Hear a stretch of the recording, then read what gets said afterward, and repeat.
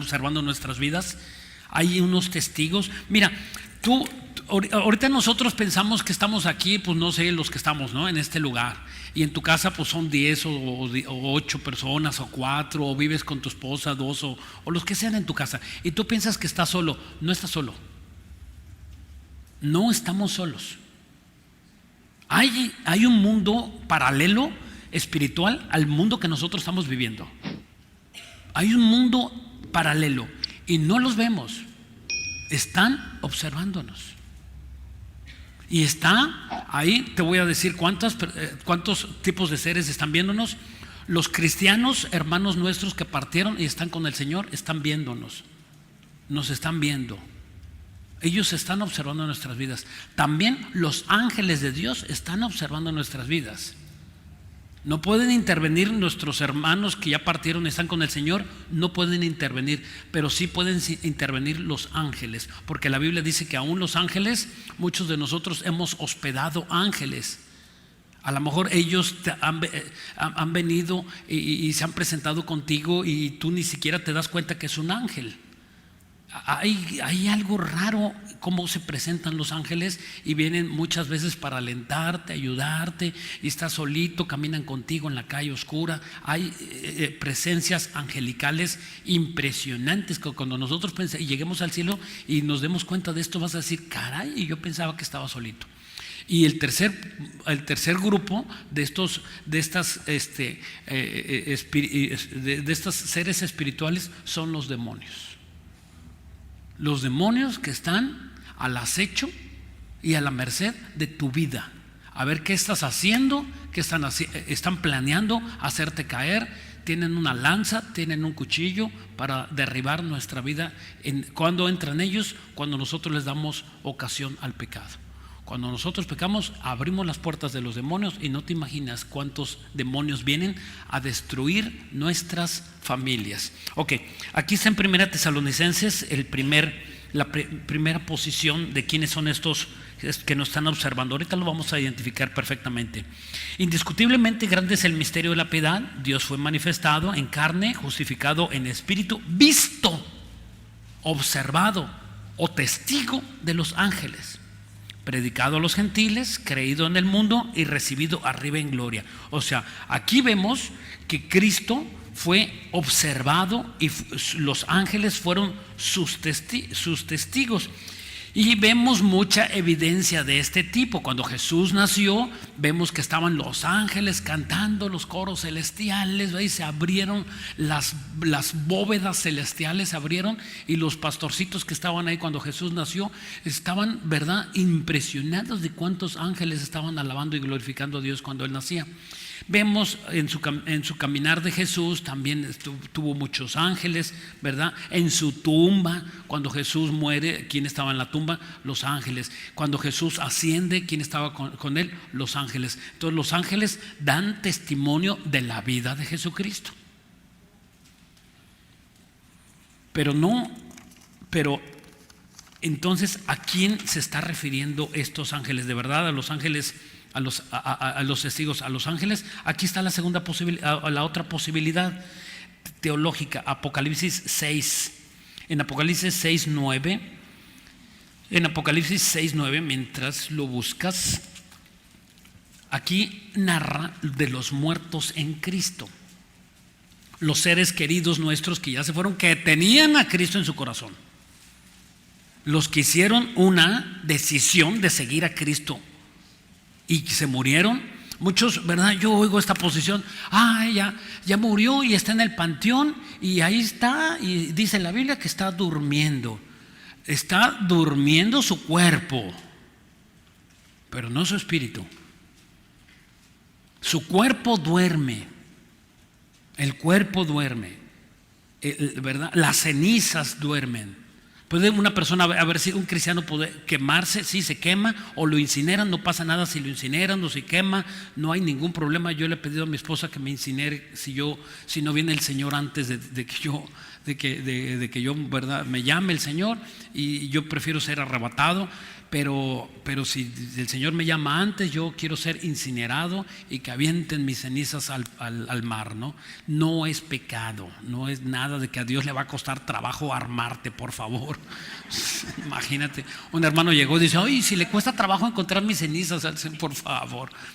¿Sí? Vamos a ser glorificados, y esas cenizas, ¿verdad?, eso que está en el cuerpo todo destruido ahí en el panteón donde te entierran, eso no es la vida. Eso fue lo que fue tu cuerpo, y ese cuerpo va a ser reconstruido y glorificado. Ese cuerpo, el cuerpo que nosotros tenemos ahorita, ese no sirve para entrar al cielo, no sirve. Por eso Jesucristo tuvo que morir, y Él resucitó con un cuerpo glorificado, y es el que puede vencer y pasar a la tercer cielo, que es donde Dios está, y pasar los niveles de la velocidad de la luz. Cuando nosotros podamos cruzar el nivel de la velocidad de la luz, entonces nosotros podemos llegar al lugar espiritual donde nosotros no podemos accesar. Entonces estas personas, estos cristianos, están ahí en el cielo. Dios nos ha desatendido de ellos. Los que han muerto con Cristo están ahí con Él. Los que murieron con Cristo, los que tuvieron a Cristo y que obedecieron a Cristo, que tuvieron a Jesucristo como su Señor y Salvador. Y dice aquí en Apocalipsis 6:1: cuando abrió el quinto sello, vio bajo el altar las almas de los que habían sido muertos por causa de la palabra. ¿Quiénes? Los cristianos, hermanos nuestros de Dios, y por el testimonio que tenían. O sea, ¿quién los salvó? Tener a Cristo, el testimonio. ¿Quién es nuestro testimonio? Es Jesucristo. Dice versículo 10: y clamaban a gran voz diciendo: ¿hasta cuándo, Señor santo y verdadero, no juzgas y vengas nuestra sangre en los que moran en la tierra? Aquí vemos que esos están hablándole a Dios y le están diciendo: Señor, ya tráetelos. ¿Y sabes qué tú estás diciendo? Todavía no quiero irme. Y ellos están diciendo: ya tráetelos. Y tú dices: no, todavía tengo cosas que hacer. Y ellos dicen: ya tráetelos. Y tú dices: no, me quiero casar. Y ellos: ya tráetelos. No, yo quiero tener un negocio, quiero tener un hijo. Fíjate nada más qué ironía de la vida. ¿Quién crees que esté mal, ellos o nosotros?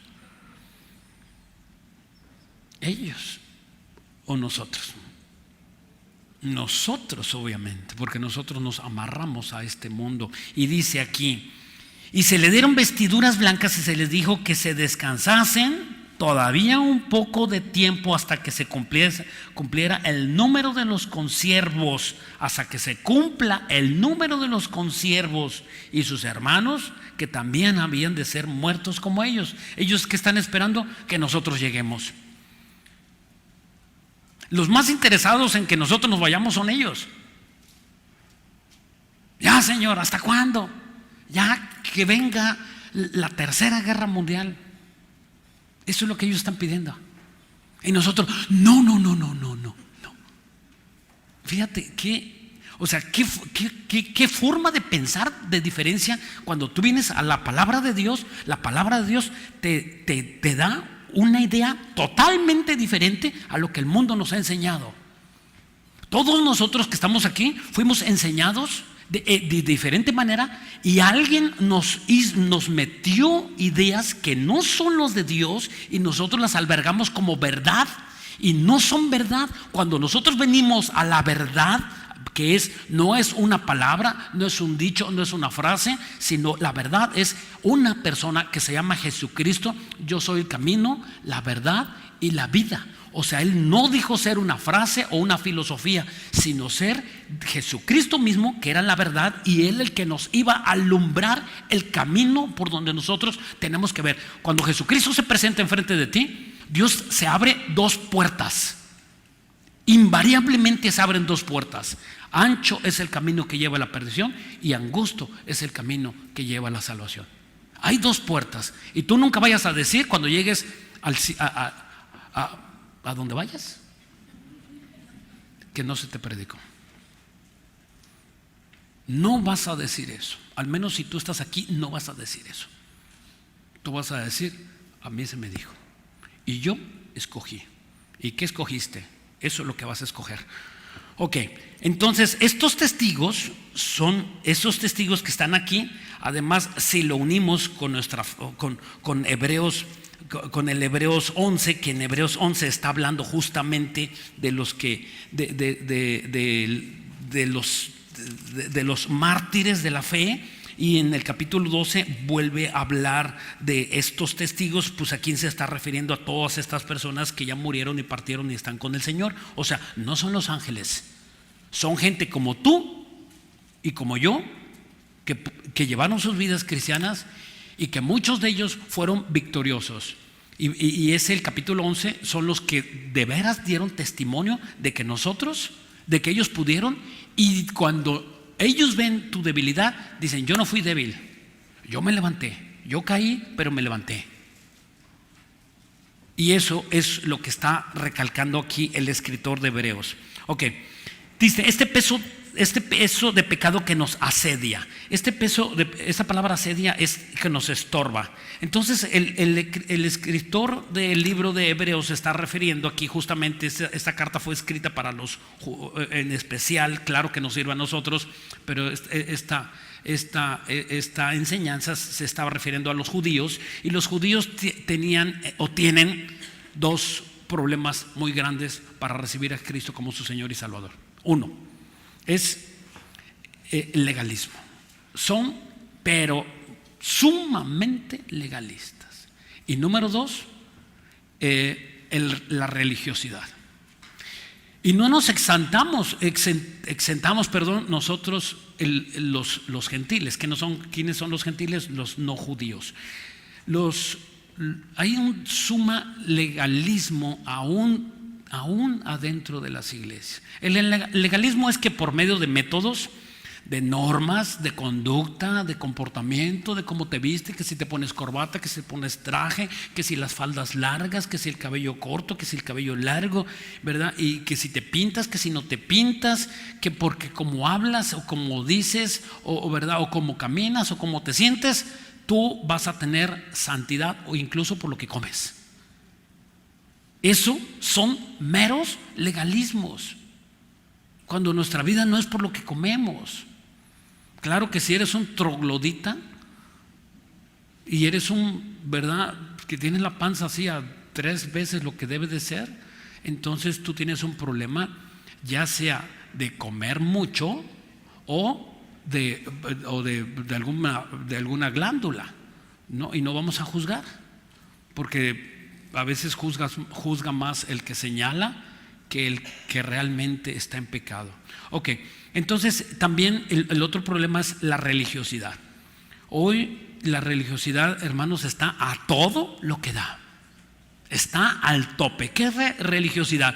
Que por métodos humanistas, nosotros vamos a llegar y vamos a agradar a Dios. Esa es la religiosidad que hay incluso en los cristianos. Que porque tú te subes a la alabanza, y que porque tú sirves, y que porque tú allá, y que haces, y que cargas, y que vas, y que vienes, y que evangelizas, tú estás teniendo métodos religiosos por Dios, y eso no te da la santidad en ninguna manera. La santidad solamente la vamos a obtener nosotros cuando nos confesemos nuestros pecados y nos apartemos de ellos. Es cuando nosotros adquirimos pues la santidad. Y el tercer punto que es importante resaltar de este versículo, dice que tengamos paciencia. Dice: corramos con paciencia. Corramos con paciencia. Esta palabra paciencia es la palabra hupomone, y dice y significa formar carácter. Por ejemplo, formar carácter, ¿qué significa? Resistir, paciencia y constancia. Si tú eres una persona que siempre llega tarde, Dios tiene que trabajar mucho carácter contigo. Yo me acuerdo cuando recién me convertí, estaba recién convertido, y como antes, cuando yo era del mundo, ¿sabes cómo era? Totalmente informal. Como yo tenía una empresa, entonces todos tenían que esperar a que el tiempo en que yo llegara. Y si yo decía: tenemos cita a las 9, y yo llegaba a las 9:30, no me importaba, porque yo era el jefe y todos tenían que esperarme. Pero era un abusivo, porque yo trataba no respetaba el tiempo de los demás.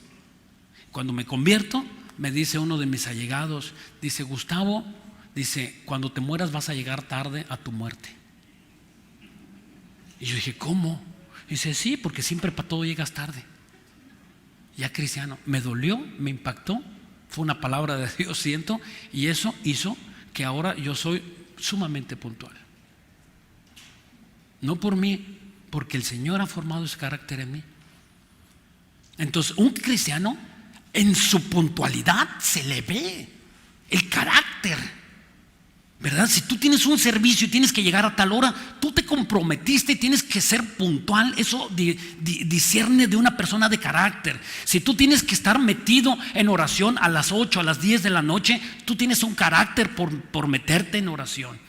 Si tú tienes, ¿verdad?, la costumbre de orar a las 5, a las 6 de la mañana, está formando Dios carácter ahí. Y si tú tienes un carácter atravesado, que eres, ¿verdad? Dicen, es que es de fuerte carácter. No es de fuerte carácter, es de débil carácter, porque se enoja, no se controla, no tiene dominio propio. Cualquier situación difícil: ay, no me hablen y ya me enojé y esto no me entienden. Y entonces tú sabes que tienes un débil carácter. Eso no es fuerte carácter, es débil. Y hablemos las cosas como son. Si tú no puedes controlar tu carácter, dice la Biblia que el hombre de doble ánimo es inconstante en todos sus caminos. A veces estás de buenas, a veces estás de malas. ¿Sabes qué eres? Débil. Reconócete como débil. Es un pecado, porque Dios quiere formar en nosotros carácter. Y si tú no tienes carácter, nunca vamos a lograr nada que nos hayamos propuesto en nuestras vidas. Esa es la diferencia del valiente. Dice la Biblia que nosotros somos valientes, y los valientes son los que arrebatan las bendiciones de Dios. Y no es que: amén, yo quiero esa bendición, yo la traigo y yo la quiero. Pues deséala. Pero ahora está bien que lo desees con todo tu corazón, pero ahora tú tienes que tener el carácter, la disciplina y de la constancia, para que tú puedas tener lo que Dios te lo va a dar. Y dice que tenemos una carrera. La carrera no es, como dice en Eclesiastés 9:11, que no es de los elocuentes, no es de los sabios, no es de los prudentes la carrera. No es porque tú tengas mucho conocimiento o tengas dones o tengas una voz muy bonita o seas el que llegue más temprano a servir. ¿Y de qué caso tiene que seas el más bien vestido y el más perfumadito de toda la iglesia, de todo el Acapulco y de todo México y de todo el mundo, y que estés bien dedicado? No sirve de nada si tú no tienes constancia. De nada sirve. Necesitas la constancia. ¿Y cuántos llegan así prendiditos y están 1 año, 2 años, vamos a verlo, 3 años y ¡pum! ¿Dónde está? ¿Qué le pasó? Le perdió la constancia. Y es ahí donde muchos cristianos se pierden. La carrera de nosotros es de constancia. Sin importar quién está y quién no está, tú no te estés fijando en quién no está. Tú debes de poner nuestros ojos en el autor y consumador de la fe. Ahí es donde nosotros vamos a tener que llegar, y no te fijes en las demás personas, porque tarde que temprano, si te fijas en ellas, vas a caer. Si tú pones tu dependencia en una mujer, en un hombre, en un gobierno, en el partido político, y te falla, te mueres. Te vas a quitar la vida. Como cuántas personas que se han quitado la vida y se han dado un balazo, se han aventado de sus penthouse, cuando en los Estados Unidos, gentes magnates, ¿verdad? Y que se han, ¿verdad?, ahogado o se han suicidado, pues, para acabar pronto, porque su dinero se les perdió en las bolsas de valores. ¿Por qué? Porque pusieron su corazón en algo que es terrenal. Ok. Y dice, ¿cómo tener éxito pues en la carrera? Dice aquí el versículo 2, nos da la respuesta. Dice Hebreos 12:2, puestos los ojos en el autor, en Jesús, el autor y consumador de la fe, el cual por el gozo puesto delante de él sufrió la cruz, menospreciando el aprobio, y se sentó a la diestra del trono de Dios. O sea, el resultado es, el éxito es poner tus ojos en donde debes de ponerlos. No debes de poner tus ojos donde no debes de ponerlos. La Biblia, mira, en este tema Dios es absolutamente celoso. Dijo Jesús: maldito todo aquel que confía en el hombre. Bajo maldición, una persona que no confía en Dios está bajo maldición por confiar en su fuerza, en su mente, en sus pensamientos, y no está confiando en Dios.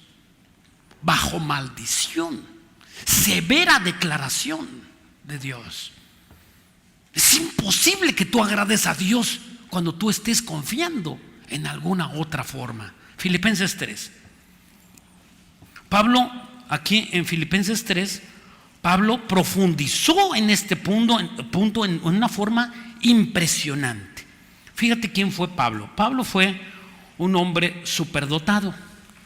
Superdotado, digo, no, claro que no tenía los poderes de nuestro Señor Jesucristo, pero era un hombre, ¿verdad?, del común denominador. Era un hombre letreado, sumamente letreado, ¿verdad?, muy inteligente, con mucho conocimiento, ¿verdad?, muy estudioso. Debió haber sido muy agradable. Su trato de Pablo con las personas, con los gobernantes, debió haber sido, ¿verdad?, ¿verdad?, con muy buen carácter de negociación y todo eso. O sea, con las virtudes que debe de tener un político. Pablo las tenía antes de ser cristiano. Filipenses 3:8 dice: y ciertamente, estaba hablando de su vida, y ciertamente aún estimo todas las cosas como pérdida, por la excelencia del conocimiento de Cristo Jesús, mi Señor, por amor del cual lo he perdido todo. Dice: lo he perdido todo y lo tengo por basura para ganar a Cristo y ser hallado en Él, no teniendo mi propia justicia que es por la ley, sino que es por la fe en Cristo, la justicia que es de Dios por la fe. O sea, él dijo: antes yo creía que por hacer obras ganaba el cielo. Ahora entiendo que ya no es porque yo haga obras. Ahora yo confío en Jesucristo por fe, y la fe es la que te lleva al cielo. Entonces, no me desvío en ese tema. Yo quiero hacer una pregunta al aire. Pon atención, no me contesten. ¿Qué perdió Pablo? Porque él dijo: lo he perdido todo. Bueno, para saber qué perdió, déjame decirte qué es lo que tenía. Él tenía mucho dinero. Su padre, por alguna razón lo perdió más adelante, pero él tenía mucho dinero. Cuando llegó a los pies del Señor tenía muchísimo dinero. Tenía credenciales, tenía permiso de arrestar a los cristianos, de ahorcarlos y matarlos y quemarlos. Tenía una excelente relación con muchos gobernantes, y no lo dudo que también con el emperador romano. Tenía amistad con los religiosos que estaban en Jerusalén. Él entraba como Juan por su casa, en todas las áreas, y además con los políticos también se codeaba y se sentaba y comía con ellos. Entonces, además, otra cosa, él era un políglota. Mínimo tenía que haber hablado 5 idiomas, porque él decía que llegaba a ciudades donde se hablaba otros idiomas, y dice la Biblia que les predicaba en su idioma. No dice la Biblia cuántos idiomas debió haber hablado Pablo, pero calculamos que algunos 5 idiomas mínimo, entre el hebreo, el judío y arameo y etcétera. Entonces, este hombre pregunta: ¿a qué renunció? ¿A qué renunció? Y te voy a decir a qué renunció: a todo lo mal habido. Cosa que a lo mejor algunos de ustedes no han querido hacerlo. Él renunció a las cosas mal habidas. Cuando una persona tiene algo mal habido, Dios no puede bendecir su vida. ¿Por qué? Porque tiene una basura, un lastre. Si tú estás robando a la compañía de luz, si tú no pagas tus impuestos, si tú robas la gasolina, si tú le dices en tu taller que le vas a hacer tal cosa y no le haces, si tú eres un abogado y le dices que le vas a cobrar, ¿verdad? Y tienes la manera de ahorrarle dinero y se lo robas y se lo quitas, estás haciendo uso indebido de tus facultades y Dios no puede bendecir tu vida en ciertas áreas. Es imposible.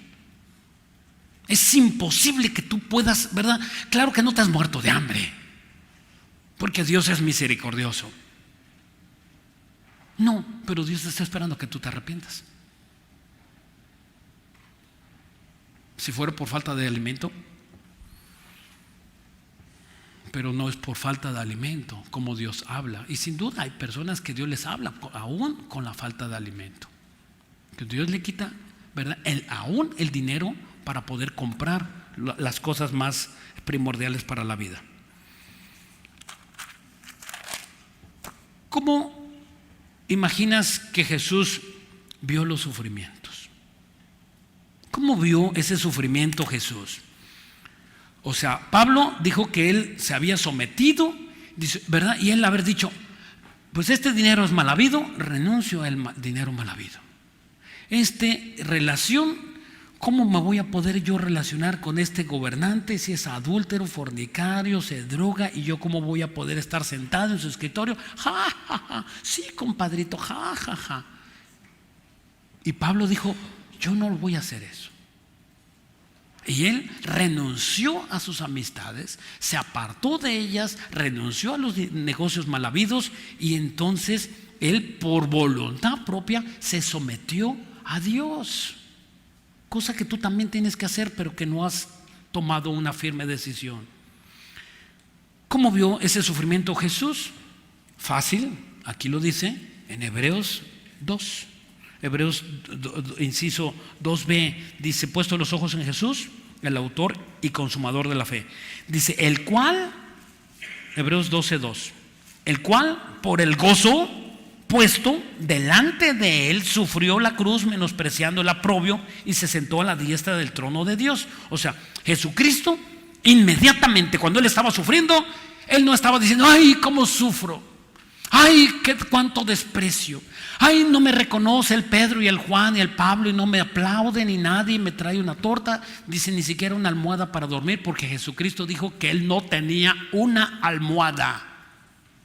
El Hijo del Hombre no tiene donde recostar su cabeza. No tenía un lugar donde se quedara. Y yo me imagino que algunas veces sí se quedaba en algunas casas que lo invitaban a quedarse. Pero su idea de Jesús no era que tener una casa. Por favor, el mandamiento de Dios que le dio a Jesús no era que formara una familia y tuviera una casa y se quedara a vivir. No, Jesús tenía que vivir como errante en Israel. Nunca salió de Israel a otro lugar, nunca fue a otro país. Él fue a predicar a los suyos. No hay tal cosa que se haya ido a predicar por allá y haya aprendido otras doctrinas. No hay tal cosa. Jesucristo predicó única y exclusivamente a los judíos, caminando toda su vida. Por eso él no tuvo una familia y tampoco tuvo una casa donde quedarse. Entonces, pero él veía el sufrimiento con gozo. Esto es algo muy difícil, pero quizá hoy lo entiendas. O sea, cuando una persona está sufriendo, no te fijes en lo que sufre o en lo que sufres o en lo que dueles. Escúchame, hermano, que tú estás pasando por situaciones difíciles. No es lo que tú estés sufriendo. Y que digas, ay, mis heridas, ay, he sufrido esto y he sufrido aquello y me robaron y mi carro y no tengo esto y no tengo esto otro. Entonces, nunca vas a poder entender la vida cristiana si no es que tú, en vez de entristecerte, decides gozarte. Cuando tú te gozas, es una decisión propia. No, el gozo cristiano no es en base a las circunstancias, porque a lo mejor tú dirás, y bueno, cuando tienes dinero, ¿quién no se goza? Y cuando tienes una casa, qué bueno. Y cuando tienes una esposa y tus hijos y todos tienen salud, qué fácil gozarte. Pero a ver, en medio de las dificultades, gózate, porque las vas a tener. Vas a tener dificultades tarde que temprano. El que nosotros seamos cristianos no quiere decir que no tengamos dificultades, por favor. No malentiendas el mensaje de Dios, sino que nosotros, igual que el mundo, tenemos dificultades. Un cristiano tiene dificultades, tenemos al mismo nivel, a veces más, a veces menos, igual de sufrimiento, pero nosotros sabemos quién está atrás de nuestro sufrimiento y por qué sufrimos. Y cuando tú entiendes eso, dice Jesús, puso el gozo. Número 2, ¿verdad? Él entendió ese sufrimiento y dice, y no menospreció el aprobio o la vergüenza. O sea, no, él no dijo, ¿por qué me he de avergonzar? No hay, o sea, fíjense, es algo humano y Jesucristo nos lo enseñó. No podemos decir nosotros, cuando estemos en una prueba, junto con la prueba viene la vergüenza. Junto con la prueba viene la vergüenza. ¿Por qué? Porque las personas te van a voltear a ver y te van a decir, ay, pobre, era tan cristiano, era tan fiel y mira lo que está sufriendo. ¿Te acuerdas de Job? Sus amigos y toda su familia, míralo. Y predicaba en las calles. Y era tan fiel con sus diezmos y sus ofrendas. Y lo estaban viendo. Y también estaban hablando de él. Y estaban, ¿verdad? Como burlándose, como menospreciándolo. Y dice la Biblia que Jesucristo no hizo caso de ese menosprecio. Si tú te pones a hacer caso de ese menosprecio, te quedas, te hundes, te arrastra. Tú, mira, hay tantas cosas por qué se pueden burlar de nosotros. Por ridículo cristiano, por verdad, aleluya, por verdad, y pasar en las mañanas todos los domingos en la iglesia, por dar tus diezmos, eso es una burla muy normal, ¿verdad? Por dar tus ofrendas, por querer ayudar a un hermano y darle sin conocerlo, y le das y lo ayudas y lo llevas a tu casa y lo hospedas. Eso es una burla para el mundo. Es una burla para el mundo, pero para nosotros no. Porque nosotros ahora entendemos y vemos la vida como Dios ve la vida. Y entre tú más veas la vida como Dios lo ve, tú vas a ser más feliz. Esa es la felicidad.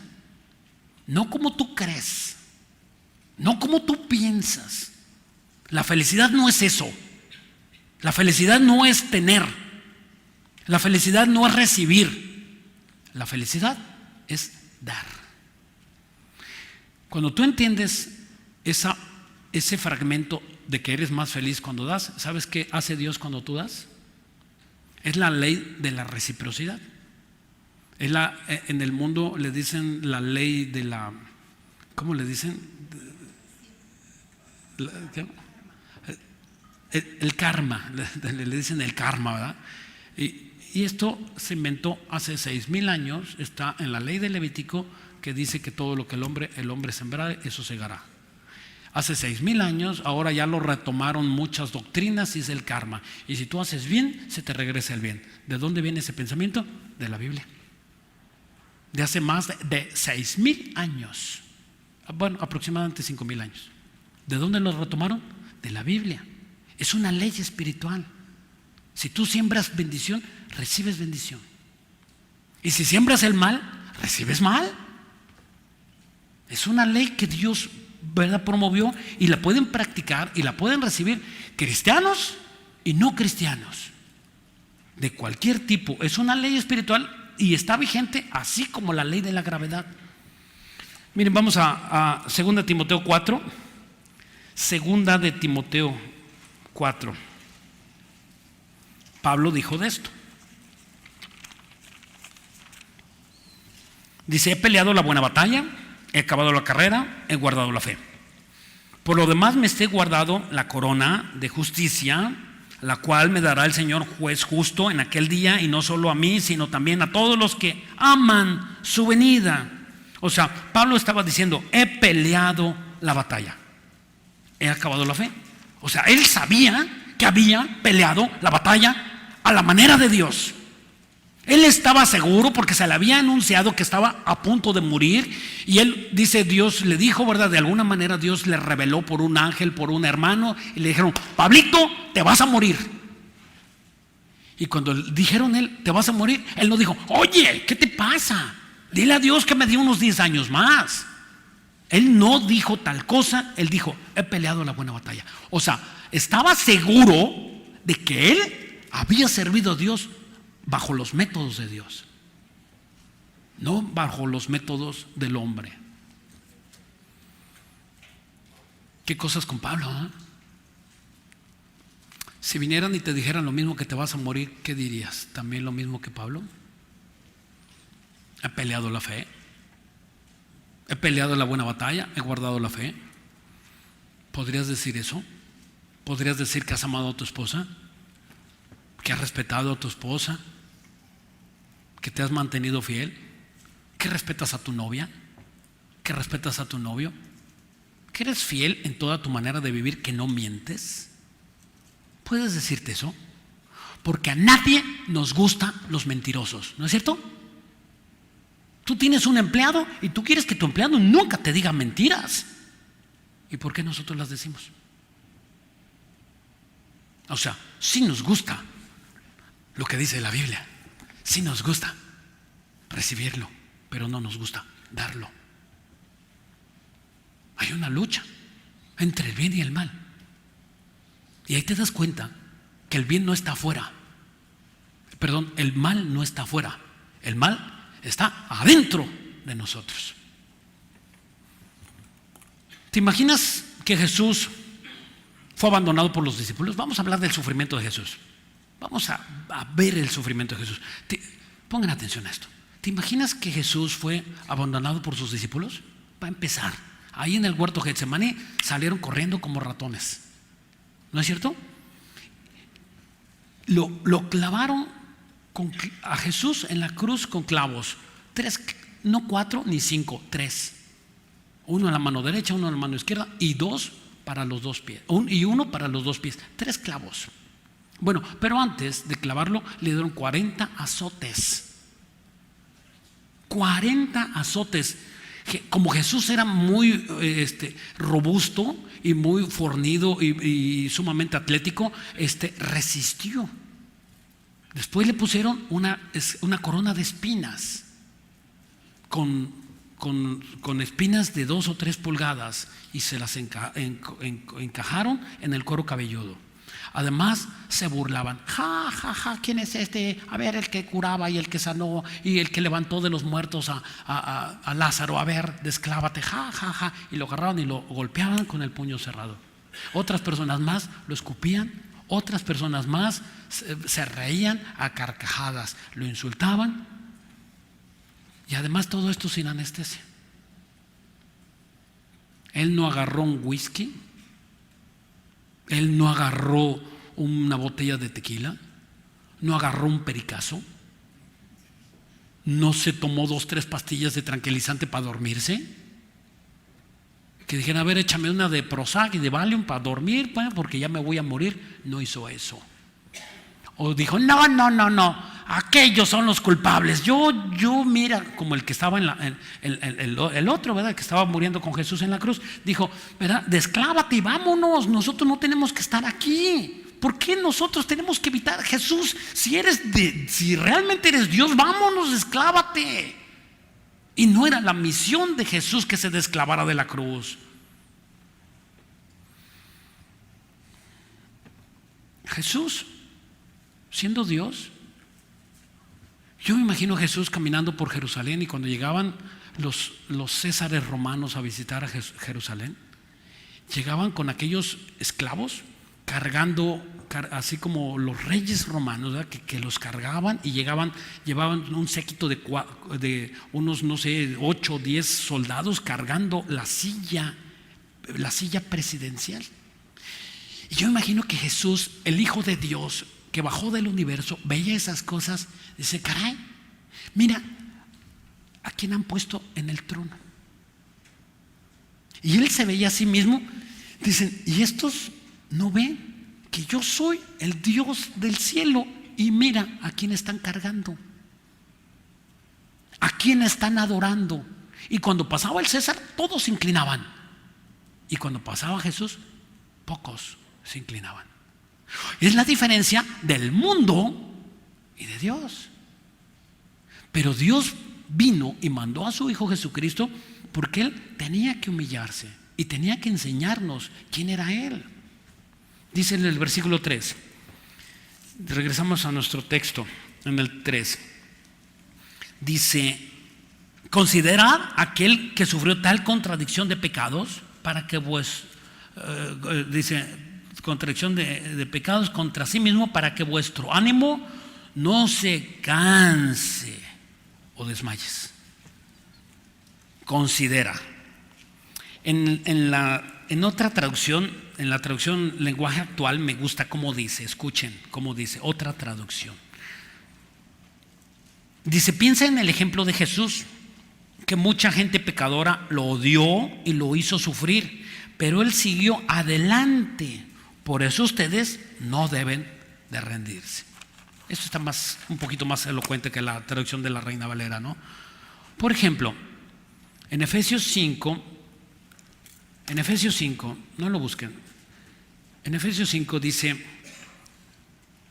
que debemos de tener y practicar un amor que duele. Ese amor que duele no es exclusivamente de Jesús o de los apóstoles o de esos grandes hombres de Dios o mujeres de Dios.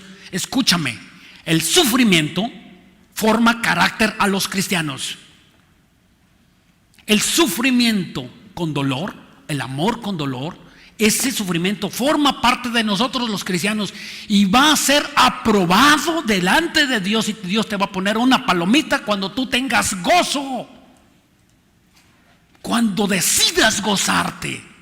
Espérenme, el amor es una decisión.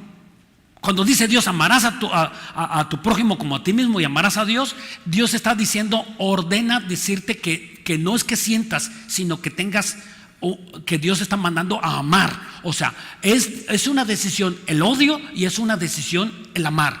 Como también es una decisión el odiar y también es una decisión el amargarte. Y es una decisión el vivir con gozo. Son decisiones que tú tomas en la mañana. Te levantas en la mañana y al ponerte los zapatos o bañarte, estás haciendo lo que estás haciendo, lavándote la boca, lavándote la cara, lo que estás haciendo, en ese momento estás cobrando conciencia del día, y en ese momento tú decides si vivir amargado y vivir frustrado. Y ya empecé mal mi día. ¿Dónde pusieron mis zapatos? ¿Quién agarró esto? Y ya no saben que me molesta. ¿Quién agarró mis lentes? Y que el perro, que el gato, que si la comida, que si esto. Decidiste amargarte. Es una decisión que tú tomaste, amargarte. Y si las cosas te salen bien, ¿cómo llegaste? Contento. Y si las cosas salieron mal, ¿cómo llegaste? Fue una decisión mal tomada. Son decisiones que nosotros tomamos. Tú tienes una decisión de sonreír en este momento, o tienes una decisión de estar así, como dicen allá en mi tierra, jetón. Es una decisión que tú la tomas. Y no es por el que está parado aquí enfrente, sino el problema yo no soy, eres tú. Tú has decidido. Esa mentalidad que tú tienes, tú la decidiste. No importa tu religión o tu creencia, tu cara dice otra cosa. Y solamente Jesucristo, cuando vive Jesucristo, ilumina nuestra cara, cambia nuestra forma de ver a las personas. Se cae dentro de nosotros esa careta. Pareciéramos nopales. Y en buen plan lo digo. ¿Sabes cómo son los nopales? Los nopales son, ¿verdad?, cuerudos. Sí, ¿no? Cuerudos con espinas. Nadie puede agarrar un nopal en la calle, ¿verdad? Tú te paras ahí, hay muchos nopales en la zona de Hidalgo y el Estado de México y por muchos otros lugares, porque ahí me gustan las tunas que se dan ahí en Hidalgo. Ahí en el camino de la Ciudad de México hasta a Pachuca hay muchos, ¿verdad?, huertas o ranchos de tuna, y la tuna pues viene del nopal. Entonces cuando tú ves el nopal, ves el nopal, pues es imposible que tú lo agarres. Tienes que cortarlo y quitarle todas las espinas. ¿Y sabes cómo es el nopal? imposible de agarrar, pero por dentro está blandito, blandito. ¿Y qué pasa? Con aquellas personas que ponen la cara así, ¿sabes qué? Es una careta de algo que no son. Y cuando tú descubres y tú te dices, ok, voy a quitar mi cara de nopal, ¿sabes qué hay dentro de ti? Un corazón bien bonito, dispuesto. Pero nos han enseñado a tener cara de nopal. ¿Quién te lo enseñó? ¿Tu papá? ¿Tu mamá? Los filósofos. Ponga cara de valiente. Sí, cara de valiente. Ponga cara de enojado. Sí, para que lo respeten. Sí, cara de enojado. Los hombres no deben llorar. No, los hombres no lloran. Eso nos enseñaron. ¿Y ahora cómo vivimos? Frustrados. No somos nosotros. ¿Verdad? Alguien nos dijo que teníamos que hacer, pero gracias a Dios, a la Biblia, cuando venimos a la Biblia, Dios nos dice qué somos y quiénes somos. Esto nos dice quiénes somos. Y dice en la Biblia que nosotros somos unas criaturas especiales de Dios. No somos animales, ni nos parecemos con los animales. La primera diferencia es que los humanos pensamos y tenemos raciocinio, y los animales ninguno piensa y ninguno razona. Algunos tienen hechos aprendizajes, ¿verdad? Un perro puede aprender, un caballo puede aprender, una rata puede aprender, pero nunca razonar. Y por eso muchos humanos van a ir al infierno, porque han tomado la decisión, porque Dios te dio la facultad de entender qué es bueno y qué es malo. Y cuando Dios te ha dicho qué es bueno y qué es malo, tú has tomado la decisión de lo malo, eso nos va a condenar. No es que Dios mande al infierno a alguien, no los manda. Los humanos decidimos. Tú lo decidiste. Esta es la condenación, que la luz vino al mundo y los hombres amaron más las tinieblas porque sus manos estaban sucias.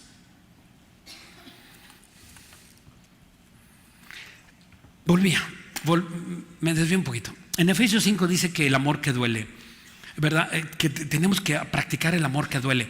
¿Y qué es eso de que duela? ¡Qué loco! ¡Qué incomprensible! ¡Qué cosa tan disparatada! ¿Cómo amor que duela? Sí. En Efesios 5 dice: amar a tu esposa como Cristo amó a la iglesia. A ver, ¿cómo amó Cristo a la iglesia?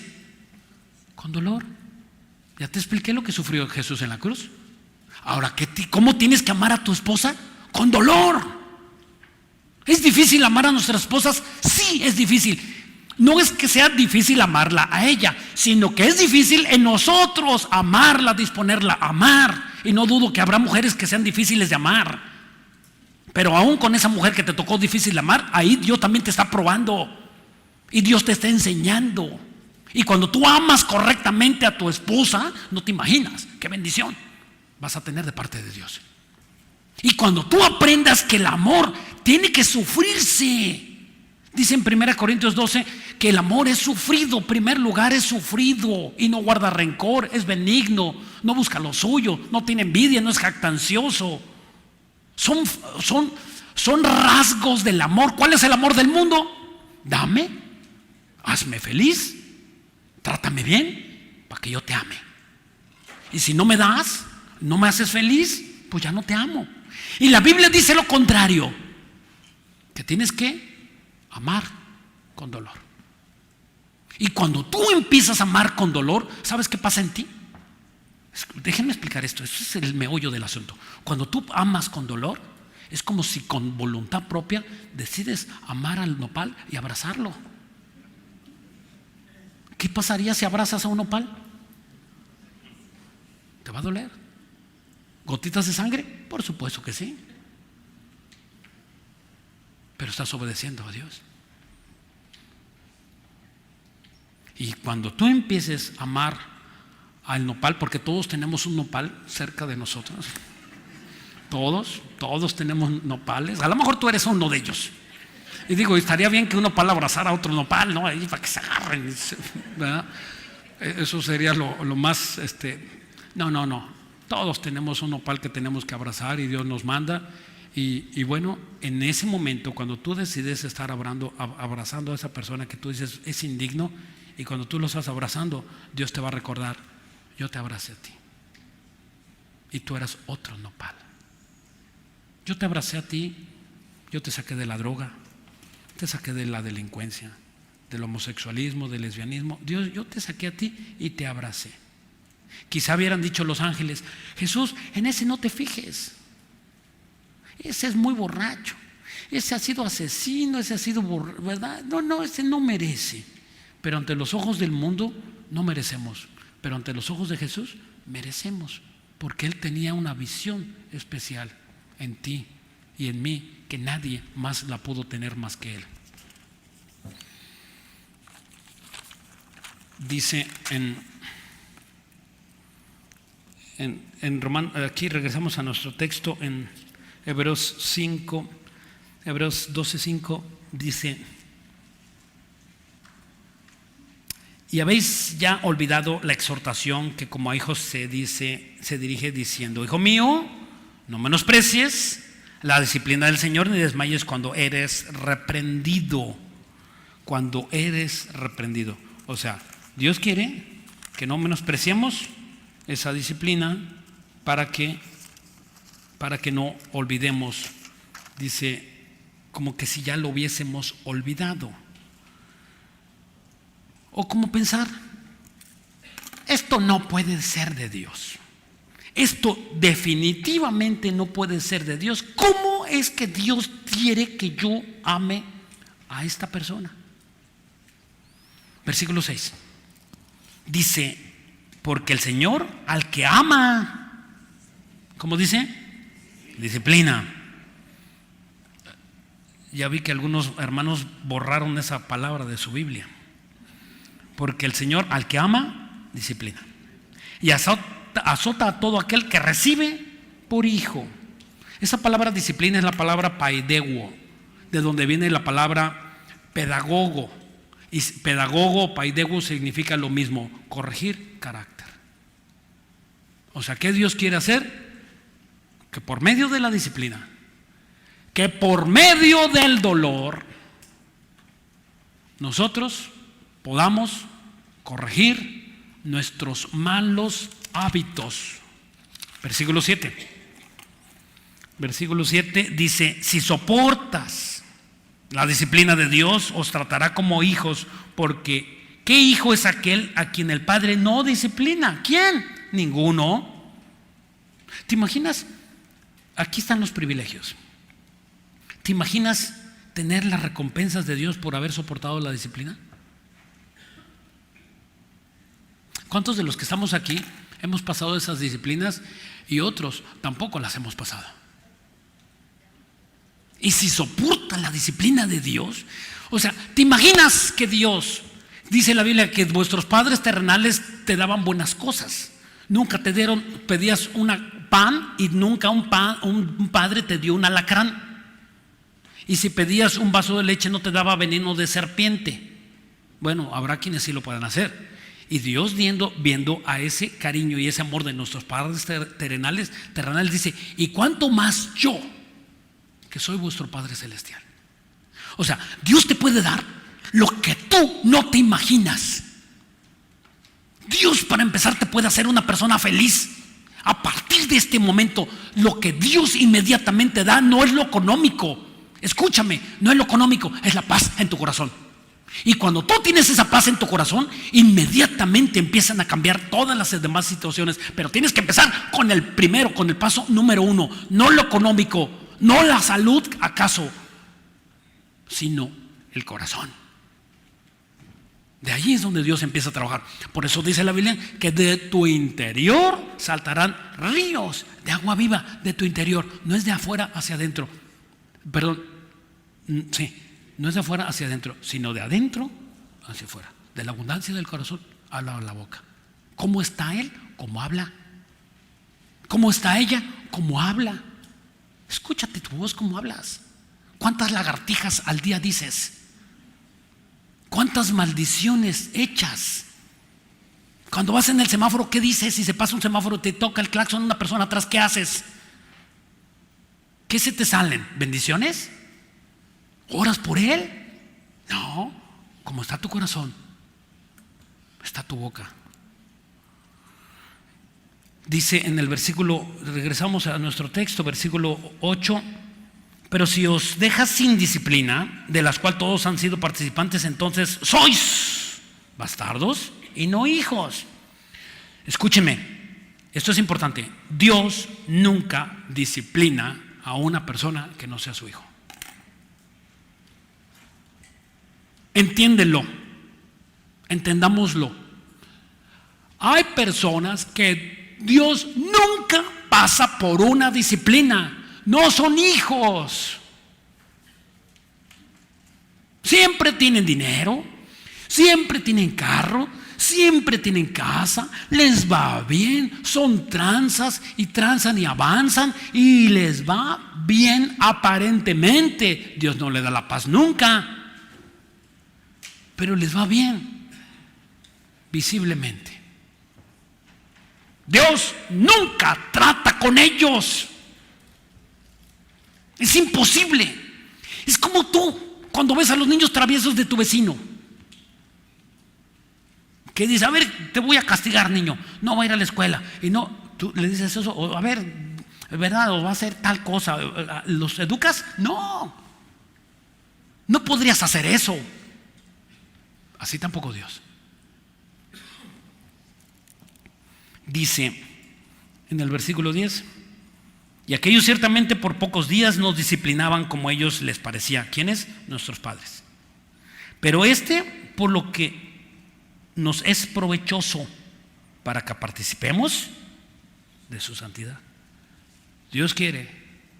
Es imposible que recibamos las bendiciones de Dios sin santidad. Sin santidad nadie verá las bendiciones de Dios. Y dice el versículo 11: es verdad que ninguna disciplina al presente parece ser causa de gozo, sino de tristeza, pero después da fruto apacible de justicia a los que en ella han sido ejercitados. ¿Qué es esto? Déjame cerrar el tema con este punto. Cuando tú has pasado por las pruebas, yo no sé cuánto tiempo llevas. Yo no sé cuánto tiempo llevas en esta prueba. O bueno, mira, yo no sé cuándo empezaste, pero sí te puedo decir una cosa: está en ti cuando termine. Está en ti cuánto termine, o está en ti cuánto más lo quieras alargar. El pueblo de Dios, cuando salió de Egipto, ¿cuántos años? ¿Quieres 40 años? Job, 1 año. Abraham, 15. Y así te puedo sacar la cuenta de varios, de muchos años, y otros rápido. ¿Y dónde está la clave? En el gozo. En el gozo. Cuando dije: no me importa, no voy a ver. Espérame, nadie sufre una situación si no es que Dios lo permite. Es que mi tía, es que mi abuelo, es que mi papá, que el pastor, que la tía, que la vieja del otro día. No, ese no, ¿verdad? No, yo no sé. ¿A quién tú estés culpando? Pero la Biblia dice que ni a un cabello de nuestra cabeza cae sin la voluntad de Dios. Quiere decir que los problemas que tú tienes es Dios quien los permitió.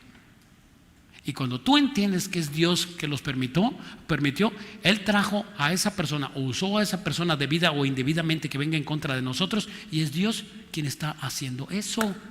¿Qué es lo que tienes que hacer? El gozo. Que vuelva el gozo del Señor en tu corazón. Vamos a orar, hermanos.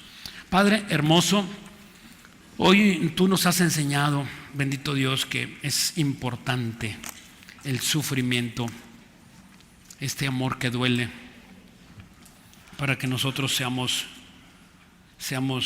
corregidos, enseñados como tú. Dice la Biblia que tú, cuando viniste a este mundo, tú no sabías obedecer, Jesús. La Biblia dice que tú aprendiste la obediencia. Es algo que que nos pone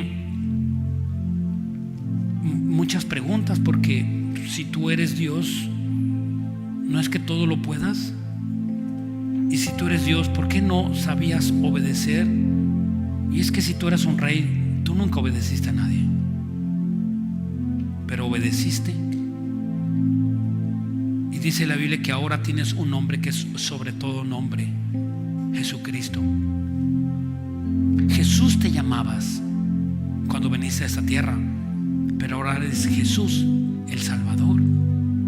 Eres Jesús nuestro Redentor, porque tú moriste, llevaste nuestros pecados en tu cuerpo, y con el gozo nunca te quejaste, porque tu idea era salvar a cada uno de los que oyéramos tu voz. De tal manera amó Dios al mundo, que dio a su Hijo unigénito, para que todo aquel que en él crea no se pierda, mas tenga la vida eterna. Dios no está enemistado contigo. Dios está buscándote. Él no quiere revancha contigo. ¿Cómo podría tener un Dios revancha con un humano? O sea, en cualquier momento simplemente te quita el aire, dejarías de vivir. Dios no se puede poner a tu altura o a la nuestra. Y por tal motivo Dios te está hablando en este momento y te dice: hija, hijo, yo te traje en este momento. No endurezcas tu corazón. Es el Dios de la Biblia quien te quiere decir que te ama y que te quiere bendecir. Y si tú quieres ponerte a cuentas con Él, tienes que decirle: perdóname, Dios. Perdóname por el pecado de ayer, de antier, de anteayer, de hoy en la mañana. Quiero estar a cuentas contigo. Quiero que me ayudes a seguir creciendo en tu conocimiento. Quiero ser fiel. Quiero resistir estas pruebas, Dios. Quiero estar tomado firmemente de tu mano, no viendo a lo humano, sino viendo a lo inhumano que eres tú, que no eres humano, Señor, que eres invisible, que eres amoroso, fiel y justo. Y si alguno de los que está aquí no tiene a Jesucristo como su Señor, y si tú no tienes la seguridad de tu salvación, ese es el momento. La Biblia dice que cuando oigas la voz de Dios, no endurezcas tu corazón. Es Dios quien te está diciendo: hija, hijo, quiero que te rindas. Ya no pelees conmigo. Quiero decirte que te amo. He esperado este momento para encontrarme contigo. Él te ha buscado y tiene para contestarte todas las preguntas que tú tienes. Él te las va a contestar. Tan solo si le dices: perdóname. De oídas te había oído, mas ahora te conozco. No sabía que eras bueno. Siempre pensé que eras malo, Dios. Perdóname, y quiero que me perdones mi falta de fe, mis pecados. El pecado que tú tengas, pídele a Dios que te lo perdone. Y número 2, dile a Dios que quiere recibirle como su Señor. En este momento quiero recibirte, Dios, Jesús, como mi Señor y como mi Salvador, y que me perdones todos mis pecados. En el nombre de Cristo Jesús, amén y amén.